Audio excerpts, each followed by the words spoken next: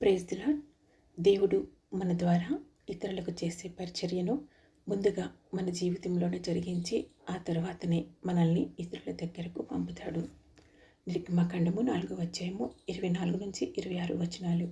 అతడు పోవు మార్గమున సత్రంలో యెహోవా అతనిని ఎదుర్కొని అతన్ని చంపచూడగా, ఇక్కడ మోషే ఇశ్రాయేలీలను ఫరో దాసత్వంలో నుండి విడిపించడానికి, దేవునికి ప్రత్యేకమైన జనముగా ఉండటానికి, వారిని ఐగుప్తు నుండి బయటకు తీసుకుని రావటానికి వెళ్తున్నాడు.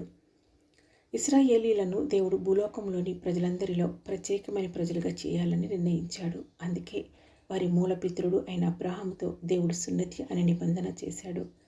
సున్నతి ద్వారా వారు దేవుని నిబంధనను తమ శరీరమందు ఉంచుకొని జీవించే ప్రత్యేక ప్రజలుగా నిలిచారు.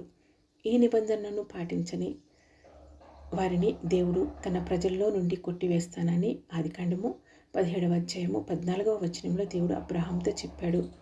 అయితే ఒక నాయకుడిగా ఇశ్రాయేలీలను ఐగుప్తు నుండి విడిపించడానికి వెళ్తున్న మోషే తన కుమారుని విషయంలో ఈ నిబంధనను నిర్లక్ష్యం చేశాడు. ఇశ్రాయేలీలు ఐగుప్తు నుండి విడిపించబడటం, ప్రత్యేకింపబడటం ఇది సున్నతికి గుర్తుగా ఉంది. ఇటువంటి ప్రత్యేకత కలిగిన గుర్తింపులోకి ఇశ్రాయేలీలను తీసుకుని రావటానికి ఒక నాయకుడిగా బయలుదేరిన మోషే తన కుమారునికి సున్నతి ద్వారా ప్రత్యేకపరిచే విషయంలో అలక్ష్యం చేశాడు. అందుకే దేవుడు మోషేను చంపడానికి ప్రయత్నించాడు. ఇది మనకు ఒక విషయాన్ని బలంగా నేర్పుతుంది. దేవుడు ఇతరులను విడిపించడానికి మనల్ని పంపే ముందు ఆ విడుదల మన జీవితంలో ఉండాలని, మన జీవితంలో ఆయన నియమాలను మనము నిలబెట్టుకోవాలని దేవుడు కోరుకుంటాడు. అందుకే దేవుని వాక్యం చెప్తుంది, బోధించేవారికి ఉండకుడి అని. ఎందుకంటే బోధించేవారికి ఎక్కువ తీర్పు ఉంటుంది కనుక. దేవుని తీర్పులు మోషే విషయంలో అయినా మన విషయంలో అయినా ఒకేలా ఉంటాయి. దేవుడు సమస్త మానవుల కొరకు ఈ లోకంలో మరణించి తిరిగి లేచాడు అన్న సువార్తను ఇతరులకు ప్రకటించే ముందు ఆ సువార్తను మనము మన జీవితంలో అనుభవించి ఉండాలి. దేవుడు మనకి ఇచ్చిన దానిని మనము పొందకుండా ఇతరులకు సాక్ష్యం ఇవ్వలేము. దేవుడు ఇతరుల కొరకు మనలను వాడుకోకముందే ముందుగా ఆ క్రియను మనలో చేస్తాడు. గత సంవత్సరంలో దేవుడు నా జీవితంలో ముందుగా పనిచేసిన విధానం ఏమిటంటే, నేను గత సంవత్సరం దేవుడిని అడుగుతూ వచ్చాను, 2026 ఆ ఇయర్లో వ్యాధిగ్రస్తుల కొరకు నేను ప్రార్థించాలి, నన్ను వాడుకోండి ప్రభువా అలా అని. అది ముందు నా ఇంటి నుండే ప్రారంభించండి అని నేను ప్రార్థిస్తూ వచ్చాను.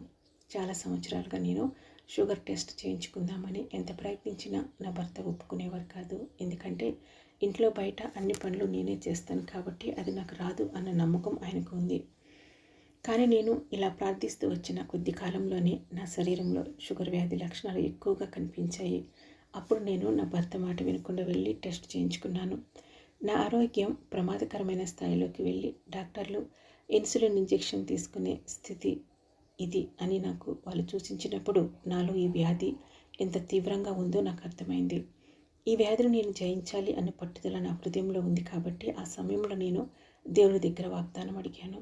అప్పటి నుండి నేను తీసుకునే మందుల నుండి ఆహారం వాటన్నిటి కొరకు ప్రత్యేకమైన శ్రద్ధను తీసుకునే అవకాశం నాకు కలిగింది. ఇది నా ఒక్కదానికి మాత్రమే పరిమితం కాలేదు.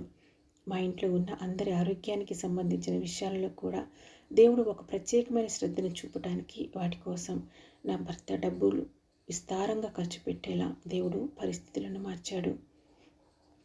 చూడండి, నేను యేసు నామములో అడిగినది నా ఒక్కరికి పరిమితం కాలేదు. నా ఇంటి నుండే ప్రారంభం కావాలి అని నేను దేవుణ్ణి అడిగిన ప్రార్థనకు వచ్చిన జవాబు నా ఇంటిలో ఉన్న అందరి ఆరోగ్యానికి క్షేమాన్ని కలిగించేటట్లు ఆ జవాబు పరిస్థితులను మార్చింది. అందుకే యేసుక్రీస్తు ప్రభు వారు యోహాను సువార్త 16వ అధ్యాయము 23వ వచనంలో ఇలా చెప్పారు, మీరు తండ్రిని నా పేరిట ఏమడిగిననో ఆయన మీకు అనుగ్రహించునని మీతో నిశ్చయముగా చెప్పుచున్నాను అని. యేసు నామంలో అడిగితే మన అవసరాలు తీరుతాయి, మనకు సమాధానాలు వస్తాయి. ఎందుకంటే మనం జవాబును పొందే అధికారం, మన అవసరతలను తీర్చుకోగలిగే సామర్థ్యం అన్నది యేసు నామంలో మాత్రమే ఉంది కాబట్టి.